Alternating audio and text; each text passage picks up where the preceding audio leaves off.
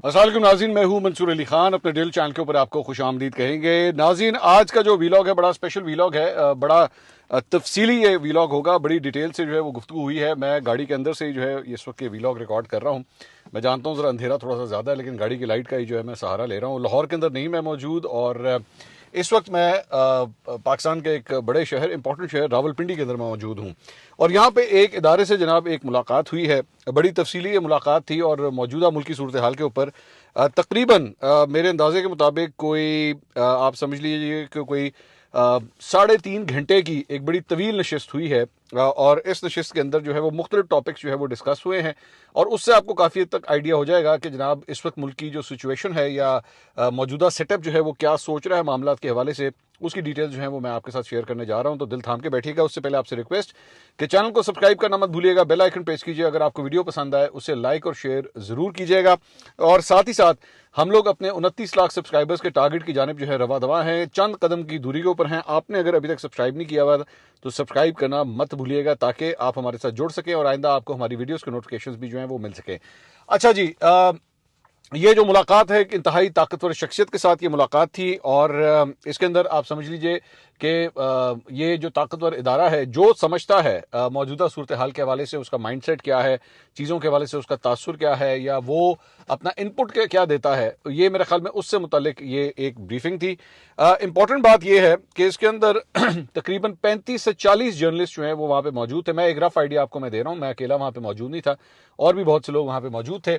और सबसे इंपॉर्टेंट बात जो मेरी नज़र में एक बड़ा हैरानकुन इंकशाफ था, क्योंकि जब मैं वहाँ पे पहुंचा तो मेरे लिए हैरानकुन इंकशाफ जो है वो ये था कि आम तौर पे कई ऐसे यूट्यूबर्स या कई ऐसे सहाफ़ी जिन्हें आप समझ लीजिए कि मौजूदा दौर के अंदर जो है वो नापसंद माजी के अंदर समझा जाता था कि जनाब इनसे जो है वो मौजूदा सेटअप जो है वो ज़्यादा खुश नहीं है, वो लोग भी जो है वो इस ब्रीफिंग के अंदर मौजूद थे। मेरे ख्याल में एक बहुत अच्छी बात है। मेरे ख्याल में हर सहाफ़ी को जो है वो हक होना चाहिए कि वो इस किस्म की ब्रीफिंग्स को जो है वो अटेंड करे। मैं चंद नाम आपके सामने रख देता हूँ ताकि आपको नामों के बारे में भी आइडिया हो जाए कि कौन कौन वहाँ पे मौजूद है। वहाँ पे जनाब senior anchor person Hamid Mir साहब थे, आसमा शिराजी साहिबा थी, अब्दुल कयूम सिद्दीकी वहाँ पे मौजूद थे, सिद्दीक जान वहाँ पे मौजूद थे, अतर काजमी साहब वहाँ पे मौजूद थे, राय साकिब, अजमल जामी साहब, लीना शिगरी साहिबा, असदुल्ला साहब, शहाबुद्दीन साहब, हबीब अकरम साहब, मुजम्मल शाह साहब, मुजम्मल सोहरवर्दी साहब, जमील फारूकी साहब, रिजवान रजी साहब, इमरान शफकत साहब, गौहर भट्ट साहब। तो ये, और ज़ाहिर बात है मैं भी वहाँ पे मौजूद था। तो ये चंद नाम हैं जो मैं अभी आपके सामने शेयर कर रहा हूँ, और भी इसके अलावा और भी ज़्यादा, किरण ना साहिबा वो भी वहाँ पे मौजूद थी। तो मतलब कई ऐसे जर्नलिस्ट वहाँ पे मौजूद थे जिनकी जानिब से मुख्तलिफ जर्नलिस्ट की जानिब से क्वेश्चन किए, मैंने भी किए। मैंने क्या क्वेश्चन किए वो भी मैं थोड़ी देर में मैं आपको बताता हूँ। लेकिन जब इस ब्रीफिंग का आगाज़ हुआ इस इदारे से मुलाकात के दौरान, तो सबसे पहला सवाल जो है वो ऑब्वियसली डोनाल्ड ट्रंप के हवाले से, जो उसका बोर्ड ऑफ पीस है और पाकिस्तान ने जो उसमें जाने का फैसला किया है, वो फैसला क्यों किया गया, इस फैसले को जो है वो कौमी असम्बली के अंदर, पार्लियामेंट के अंदर डिस्कस क्यों नहीं किया गया, इसके ऊपर जो है वो बड़ी तफसीली जो है वो गुफ्तगू हुई। सवाल जो मुख्तलिफ सवाल जो शुरू में आए वो ये, मैं जाहिर बात है वहाँ पे चूंकि डायरेक्ट आप कोट नहीं कर सकते, इसलिए मैं ना शख्सियत का नाम ले रहा हूँ जिसने सवाल किया, ना उस शख्सियत का नाम ले रहा हूँ जिसने जवाब दिया। मैं डिलिबरेटली नहीं ले रहा, क्योंकि ये एक चैटम हाउस रूल्स के मुताबिक जो है वो रखा गया। सो इसलिए आपको खुद डिकोडिंग जो है वो आपने खुद करनी है, ये मैं आपकी जिम्मेदारी आज के लिए जो है मैं छोड़ता हूँ। तो सबसे पहला सवाल जो है वो ये था। अब उसके ऊपर जो जवाब दिया गया वो ये था कि जनाब देखिए, इसमें कोई दो राय नहीं है कि गज़ा के अंदर जो कुछ हुआ है अब तक, बताया गया कि 75,000 से ज़्यादा अफराद जो हैं वो अब तक जाँ बहक हो चुके हैं, और इसको जीनोसाइड का लफ्ज़ जो है वो इस्तेमाल किया गया कि वहाँ पे जो है वो नस्लकुशी की गई है लोगों की, जिसमें बुजुर्ग शामिल हैं, बच्चे शामिल हैं, ख़वातीन शामिल हैं, और बेदरेग जो है लोगों का कत्लो गारत जो है वो किया गया है। उसका हल क्या है, उस सारी चीज़ को ख़त्म करने का एक हल क्या है? दो तरीके से जो है उसका हल निकाला जा सकता है, या तो सियासी तरीके से या फिर फ़ौजी तरीके से। अब इस सारी चीज़ के पीछे ज़ाहिर बात है इसराइल का हाथ है, और इसराइल जो है वो उसको पुष्पनाही इस वक्त हासिल है अमेरिका के साथ। तो ये बताया गया कि जनाब जो सोल्यूशन है, जो हमारी नज़र में बेहतरीन सोल्यूशन है, वो यही है कि जिसका सबसे ज़्यादा इन्फ्लुएंस है इसराइल के ऊपर, उसी को जो है वो बीच में स्टेक होल्डर बनाया जाए, और उसी के ज़रिए जो है ये मामले को हल करवाया जाए, और बगैर किसी खून खराबे के, ताकि ये मामला जो है वो थम सके। उन्होंने कहा कि ज़ाहिर बात है ये एक कोशिश है कि किसी तरह गज़ा के अंदर ये जो कत्लो गारत है ये किसी तरह ख़त्म की जा सके। उसके बाद वहाँ पे ये भी सवाल किया गया कि आखिर इसे पार्लियामेंट के अंदर जो है वो क्यों डिस्कस नहीं किया गया। तो उसका जवाब ये दिया गया कि जनाब ये फैसला जो है वो मौजूदा हुकूमत का है, ये वो फैसला कर सकते हैं कि आखिर उन्होंने किस चीज़ को कहाँ पे डिस्कस करना है या नहीं करना। ये इदारे की डोमेन में ये बात नहीं आती कि इदारा ये बैठ के इन चीज़ों को डिसाइड करे।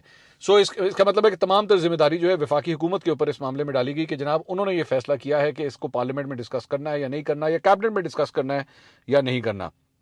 इसके साथ साथ उसमें ये भी कहा गया कि बेसिकली ये जो बोर्ड ऑफ पीस बनाया गया है डोनाल्ड ट्रंप का, ये आगे जाके सवाल किया गया कि क्या इसका मतलब है कल को अगर वो ईरान के ऊपर हमला करने का फैसला कर लेते हैं तो उसको बोर्ड ऑफ पीस की भी पूरी तरह हिमायत हासिल होगी, सपोर्ट हासिल होगी। तो उसका जवाब ये दिया गया कि अमेरिका ने अगर कोई इस किस्म की कोई चीज़ करनी होती है, लेट्स से वेनेजुएला के ऊपर उसने वहाँ के सदर को उसने गिरफ्तार कर लिया, या ईरान के ऊपर इससे पहले जब उसने हमला किया इसराइल के साथ मिलकर जो कुछ किया, या ग्रीनलैंड के हवाले से अगर वो कुछ कर रहा है, तो जाहिर बात है वो दीगर ममालिक से या आपसे पूछ के नहीं कर रहा। अगर वो उसका एक जाती फेल है, वो जाने और उसकी फॉरेन पॉलिसी जाने, हमारा इस मामले से कोई ताल्लुक नहीं है। हमारा ताल्लुक जो है वो इस बात से है कि बोर्ड ऑफ पीस के अंदर जो है वो क्या फैसले किए जाते हैं। फिर उसके बाद यहाँ पे एक और सवाल भी ये किया गया कि क्या पाकिस्तानी अफवाज भी जो हैं वो उसके कुछ कहीं पे सोशल मीडिया के ऊपर या कहीं पे ये रिपोर्ट किया जा रहा है कि शायद 2 डिवीज़न फ़ौज या 3 डिवीज़न फ़ौज जो है वो मतलब स्पेकुलेशन की जा रही है कि क्या भेजी जा रही है। तो उसका जवाब जो है वो ये दिया गया कि अभी तक इस बारे में किसी किस्म का कोई फैसला नहीं हुआ है कि वो क्या करने जा रही है, क्या नहीं करने जा रही। उसके बाद एक और सहाफ़ी हैं, उन्होंने यहाँ पे एक सवाल किया कि जी मुस्लिम लीग नून से ताल्लुक़ रखने वाले 3 रहनुमाओं ने जो है वो इस किस्म का बयान दिया है कि जनाब ये जो भी एक फ़ौज बनेगी ISF, उसका ताल्लुक, उसका जो मेन पर्पस होगा वो ये होगा कि हमास को जो है वो डिसार्म किया जाए, और फ़लस्तीनियों के हवाले से जो है वो फ़लस्तीनियों को डिसार्म करने के हवाले से जो है वो इसका दायरा कार होगा। तो उसका क्लियर कट जवाब ये दिया गया कि हमारी एक स्टेटेड पॉलिसी है, फ़लस्तीनियों का हक़ जो आज़ादी है उससे डिविएट नहीं किया जा सकता, और हमारी कोई एक्टिविटी पाकिस्तानी अफवाज की जो है वो किसी किस्म की कोई एक्टिविटी इस मामले से ताल्लुक नहीं रखती कि जनाब हमारा काम है उनको जाके डिसार्म करना। हमारा काम जो है एडमिनिस्ट्रेटिव हो सकता है, हमारा काम वहाँ पे फलाही काम जो है वो हो सकते हैं, लेकिन हमारा इस मामले से कोई ताल्लुक नहीं है कि हम इस जंग के अंदर जाके अपनी कोई शिरकत करें या फ़लस्तीनियों के खिलाफ जाके जो है हम खड़े हों। ऐसा हो ही नहीं सकता। हमारी एक स्टेटेड पॉलिसी है पाकिस्तान की कि हम हर सूरत जो है वो फ़लस्तीनियों के साथ खड़े हैं। तो ये इदारा जो है इस मामले के ऊपर यहाँ पे खड़ा है।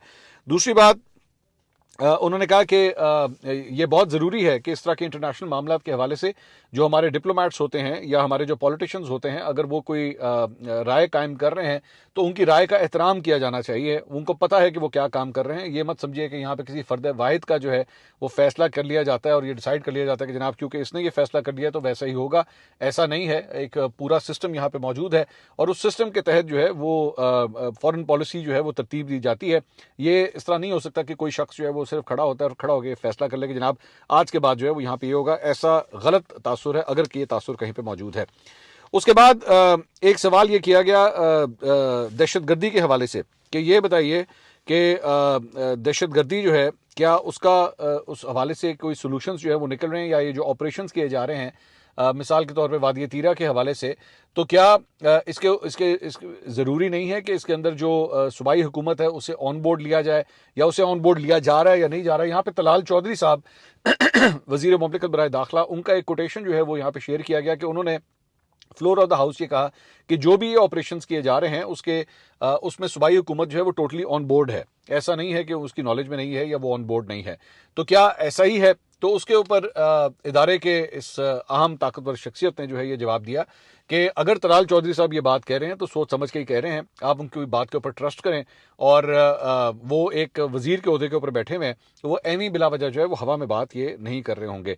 उसके बाद दहशतगर्दी से निपटने के हवाले से एक दफ़ा फिर से जो माजी के अंदर DG ISPR ने एक प्रेस ब्रीफिंग दी थी उसका तस्करा किया गया कि पॉलिटिकल विल जो है वो बहुत ज़रूरी है।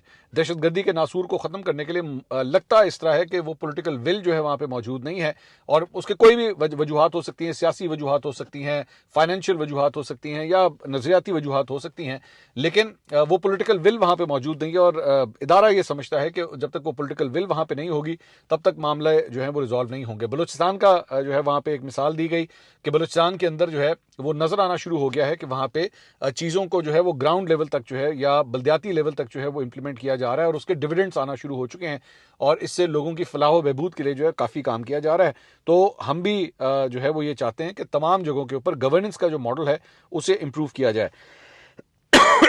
उसके बाद एक और सवाल जो है वो आज़ाद कश्मीर के हवाले से किया गया कि ये बताइए कि वहाँ पे एक तासुर ये बनाने की कोशिश की जाती है कि जनाब वहाँ की जो अवाम है शायद वो पाकिस्तान के हवाले से कुछ ज़्यादा अच्छे सेंटिमेंट्स अब नहीं रखती।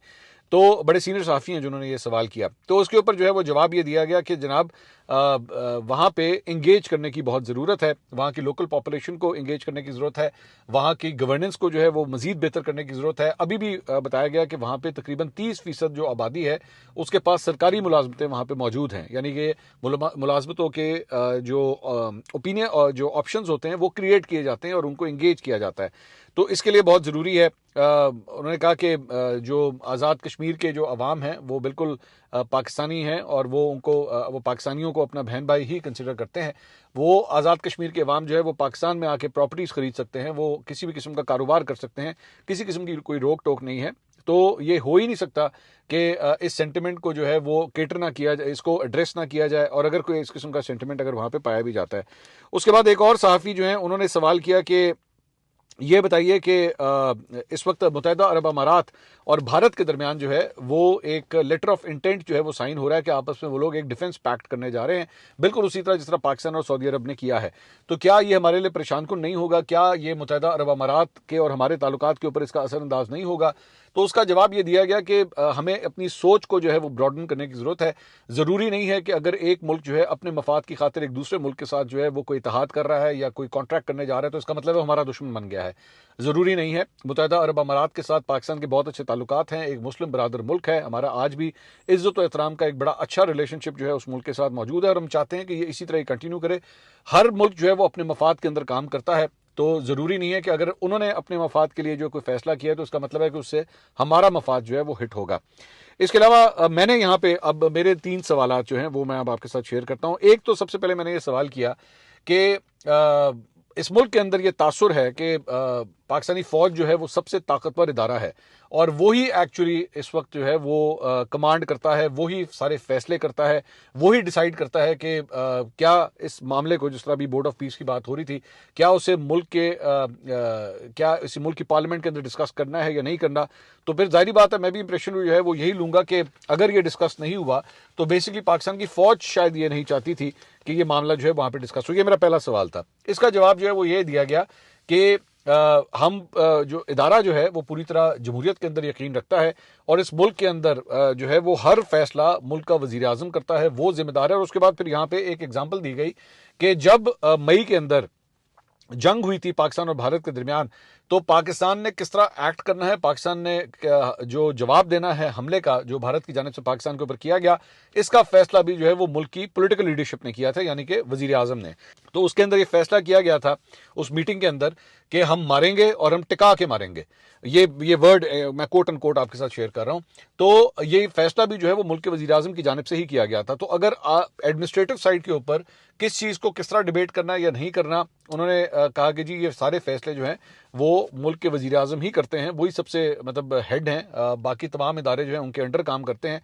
तो ऐसा नहीं है, ये तासुर जो है वो गलत तासुर है कि जी पाकिस्तान की फ़ौज जो है वो इस किस्म के फैसले करती है, ऐसा नहीं है। उसके बाद मेरा सवाल नंबर 2 था, वो ये था कि जी ये बताइए कि मैं उसी प्रेस कॉन्फ्रेंस ये जो प्रेस ब्रीफिंग थी मैं इसकी बात कर रहा था कि आज यहाँ पे कुछ ऐसे चेहरे भी नज़र आ रहे हैं जो माजी के अंदर नहीं नज़र आते थे या फिर उन्हें जो है वो डिसलाइक्ड समझा जाता था।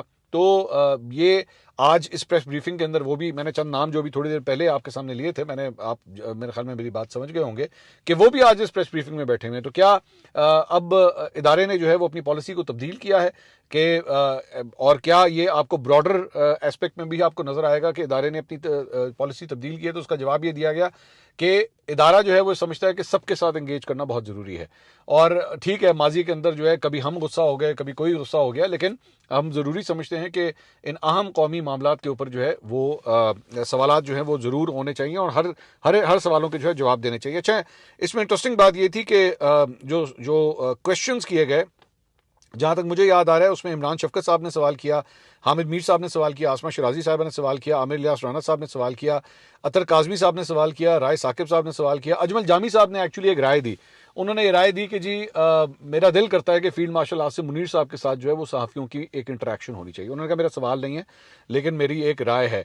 इसके अलावा अलीना शिगरी साहब ने सवाल किया, असदुल्ला खान साहब ने सवाल किया, शहाबुद्दीन साहब ने जो है वो कोई सवाल नहीं किया, हबीब अकरम साहब ने सवाल किया, मुजम्मिल शाह साहब ने सवाल किया, मुजम्मिल सोहरवर्दी साहब ने सवाल किया, जमील फारूकी साहब ने सवाल किया, सिद्दीक जान साहब ने जो है इस मौके के ऊपर किसी किस्म का कोई सवाल नहीं किया। और इसके अलावा मैंने आपको बताया कि मैंने भी जो है वो सवाल किया। तो वो जो बात मैंने मतलब सहाफ़ियों के हवाले से तो वो यही थी कि जनाब हम समझते हैं कि हर जो सहाफ़ी हैं चाहे वो किसी भी नज़रिए से ताल्लुक़ रखते हों उनके साथ जो है वो इंगेज करना बहुत ज़रूरी है। तीसरा मेरा सवाल ये था कि जहाँ पे बात इंगेजमेंट की इतनी ज़्यादा आ रही है, जिस तरह आज़ाद कश्मीर के हवाले से बात आई, जिस तरह और इंटरनेशनल मामलात के हवाले से भी जो इंगेजमेंट की बात आई, सहाफ़ियों के साथ इंगेजमेंट की बात आई, तो क्या ही अच्छा हो कि केपी के जो सीएम हैं उनके साथ भी जो सुहेल अफरीदी साहब हैं उनके साथ भी इंगेज कर लिया जाए।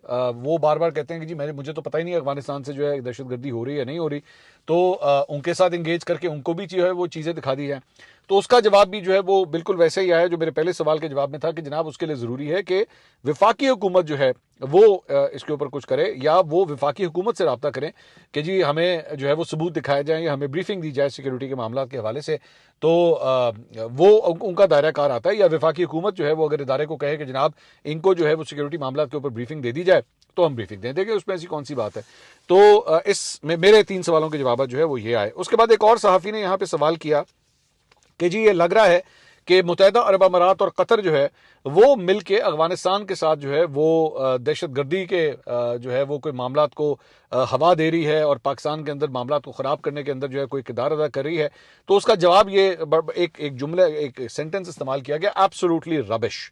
ये उस सहाफ़ी के सवाल के ऊपर जो है ये जवाब दिया गया कि ऐसा आप सोच भी किस तरह सकते हैं, दोनों हमारे मुस्लिम ममालिक ब्रादर ममालिक हैं, मुत्तहिदा अरब अमारात और कतर, और हमारे बड़े अच्छे उनके साथ ताल्लुकात हैं और हम ऐसा कभी सोच भी नहीं सकते कि उनके ऊपर जो है वो इस किस्म के इल्ज़ामात लगा दी जाएँ। उन्होंने कहा कि जी बगैर सोचे समझे, बगैर किसी रिसर्च के जो है वो कंस्पिरेसी थ्योरी जो है वो ना क्रिएट की जाए। उसके बाद एक और सवाल ये किया गया कि माजी के अंदर जो है वो इमरान खान साहब के हवाले से जहनी मरीज का जो है वो लफ्ज़ इस्तेमाल किया गया, तो क्या अभी भी इदारे की पॉलिसी जो है वो वैसी ही है। तो उसका जवाब ये दिया गया कि देखिए हमारा जो है वो सियासत के अंदर ना हमारी कोई फेवरेट पार्टी है ना हम किसी पार्टी के खिलाफ हैं, हमारा इस चीज़ से कोई ताल्लुक नहीं, हमारा ताल्लुक जो है वो स्टेट के साथ है, यानी कि कोई भी हुकूमत हो कोई भी सरकार हो हमारा उससे ताल्लुक है।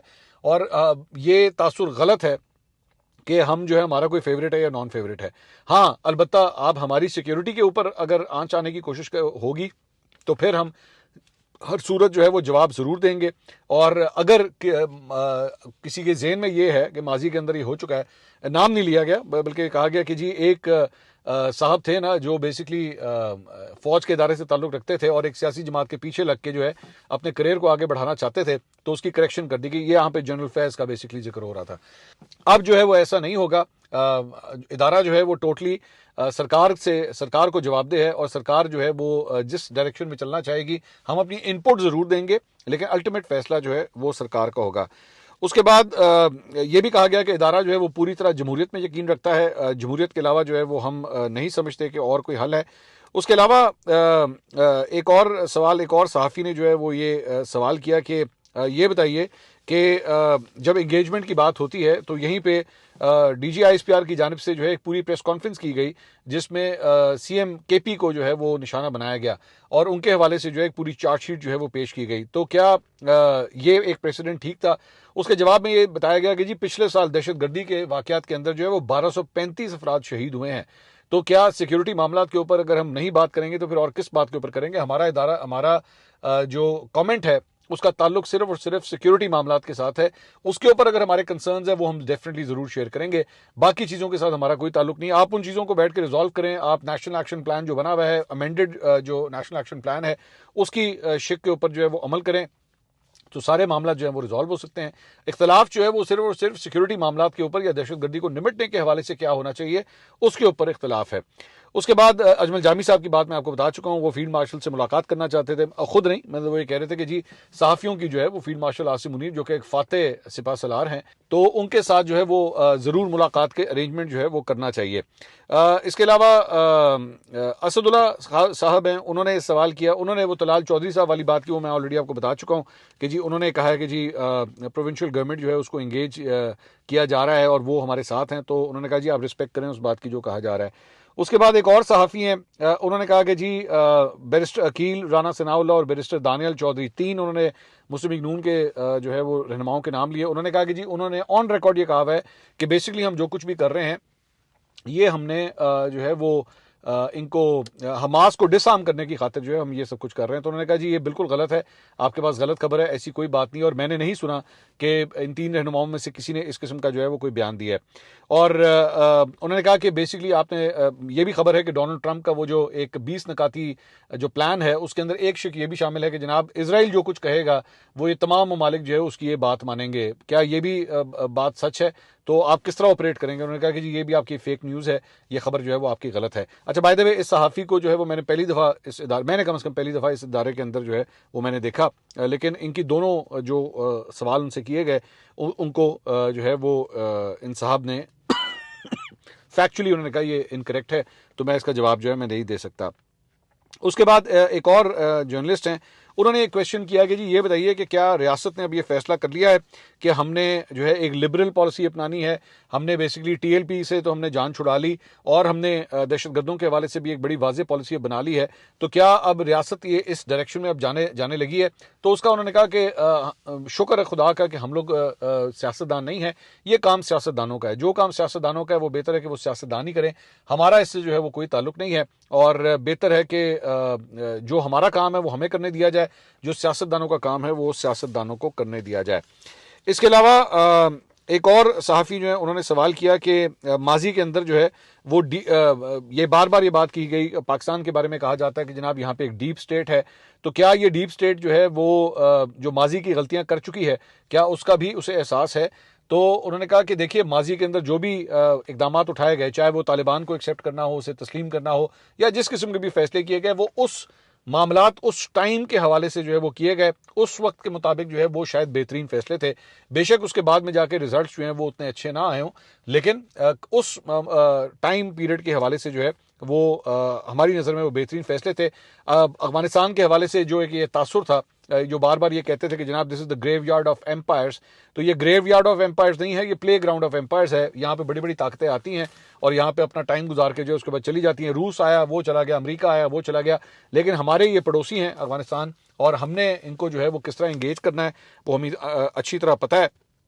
उन्होंने कहा कि 10 अक्टूबर की रात को जब पाकिस्तान ने जो है वो उन दहशतगर्दों को टारगेट करने के लिए जब ऑपरेशन किया, तो हमें ये हम समझते हैं कि शायद यही सबसे बेहतर हल है, यही सबसे बेहतर ज़बान है जो ये लोग समझ सकते हैं, इसके अलावा उनको बात की समझ नहीं आती। और उसके बाद से जो है वो काफ़ी हद तक अक्ल जो है वो ठिकाने में आ गई। एक तश्कील बेसिकली दहशतगर्दों का वो ग्रुप है जो बना के जो है वो शिफ्ट किया जाता है टूवर्ड्स पाकिस्तान अफगानिस्तान से।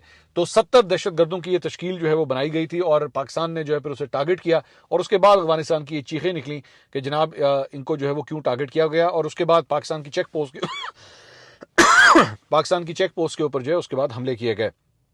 तो अब जो है वो काबुल और कंदहार के अंदर जो फिर हमने ऑपरेशंस किए, उनको अच्छी तरह बात समझ आ गई है कि ये सिलसिला जो है अब इस तरह नहीं चलेगा कि दहशतगर्दी जो है वो आपको हर सूरत यहाँ पे रोकनी पड़ेगी। उसके बाद यहाँ पे ये बात भी की गई कि आपको ये अंडरस्टैंड करने की ज़रूरत है कि हमें इस बात का पता है कि सियासतदानों ने यहाँ पे रहना है और जारी बात उन्होंने सियासत करनी है। हाँ, इदारे के अंदर जो है वो लोग आते जाते रहेंगे, लेकिन इदारा हमेशा जो है वो पॉलिसी बनाता है और उसके बाद उस पॉलिसी के तहत जो है वो इदारा आगे चलता है। एक बड़ी इंपॉर्टेंट बात इस सारी कन्वर्सेशन के अंदर ये भी की गई कि हो सकता है आप हमारी बहुत सी बातों से जो है वो डिसएग्री करें, बहुत सी बातें जो है वो आपको हजम ना हो, लेकिन अपना एक पॉइंट ऑफ व्यू जो है वो ज़रूर रखेंगे। आपकी मर्जी है, आप उसे एक्सेप्ट करें। और मैंने अभी ये जो सारी आपको बातें बताई, जारी बात है रिटन नोट्स थे, ये तकरीबन 3-3.5 घंटे की एक ब्रीफिंग थी। मैंने जितनी इसको शॉर्ट फॉर्म में मैं आपके सामने पेश कर सकता था वो मैंने आपको किया। मुझे सबसे अच्छी बात इसके अंदर ये लगी कि इंगेजमेंट की गई है। वो सहाफ़ी जो नाक़िद मौजूदा इस्टेब्लिशमेंट के होते हैं या मौजूदा हुकूमत के होते हैं, उनको भी दावत दी गई, उनको भी बुलाया गया, और मेरे ख्याल में एक अच्छा कदम था। यही होना चाहिए। कोई फेवरेट और नॉन फेवरेट सहाफ़ी जो है वो नहीं होने चाहिए। सबको एक दूसरे से बात करने का जो है वो मौका मिलना चाहिए। सो ये बहुत अच्छा कदम था। हाँ, चंद सवालों के जवाबात से जो है वो मैं मुतमईन आज भी नहीं हूं। मैं नहीं समझता कि वो सही जवाब थे, लेकिन कम से कम इदारे के जवाबात या इदारा जो है उस मामले में कहां पे खड़ा, ये कम से कम क्लैरिटी मिल गई कि इन चीज़ों के हवाले से उनकी पोजीशन जो है वो ये है। आप क्या समझते हैं? नीचे कमेंट सेक्शन में अपनी राय से हमें आगाह जरूर कीजिएगा। अगली वीडियो में आपसे दोबारा मुलाकात होगी। अल्लाह हाफिज।